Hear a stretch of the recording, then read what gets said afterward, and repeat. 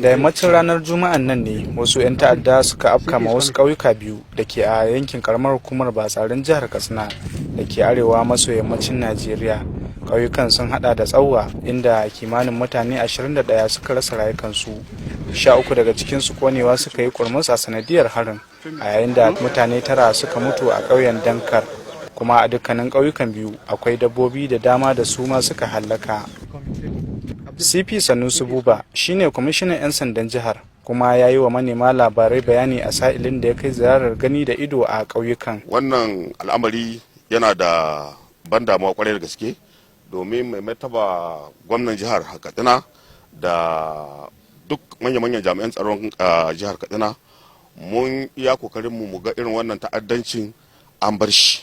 Mun samu ci gaba kwarai wurin samun zaman lafiya a 'yan watannin nan da suka wuce. So wannan dalilin da ya sa wa'annan suka kawo wannan farmaki, to ba mu samu cikakken bayani ba. 'Yan bayanan da muke samu cewa ramuko aka zo yi, to ko da ramukon ne menene dalilin ramuko tun da akwai hukuma. Wasu daga cikin mazauna ƙauyukan sun yi wa 'yan jarida bayanin yadda lamarin ya afku. To jiya za mu yi sallan mangaruba, sai kawai aka ce mu ai barayi ga su can dankar. Kawai ashe nan suka kawai muka ga gasu wasu ƙasa wasu bisa, kawai nan bayan gida kawai sai suka dace mutane, kawai suka zo da wasu sai suka kama ɗarka wuta. Duk inda suka kewaya sai su ɗarka wuta, duk inda suka kewaya sai su ɗarka wuta, suka hana mutane hita da maza da mata.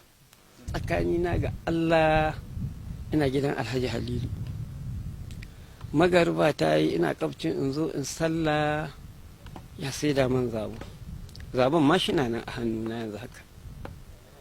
Amma me ke faruwa ni dai kawai na ga an rugo da mashinan nan na raba duwatsun nan, ne ta jin kamar zumuwa a kaina. A sakamakon wannan mummunan al'amari, mutanen ƙauyukan da dama na kan hanyarsu ta barin yankunan nasu da aka rigaya aka ɗaiɗaita. Idan dai ba a manta ba, gwamnatin jihar ta sanya dokar hana hawan babura daga karfe 7 na yamma zuwa karfe 6 na safe. To sai dai dokar kusan a ce ta fi aiki ne a cikin manyan garuruwan jihar, ta la'akari da yadda mutanen yankunan karkara ke kokawa akan keta dokar da ake yi a yankunan su. Kuma wannan harin wata manuniya ce da ke tabbatar da dokar ba ta aiki a yankunan karkara, ganin cewa maharin sun yi amfani da babura a daidai lokacin da dokar ke fara aiki. Salim Ashir Mahuta, Zakadiya TV.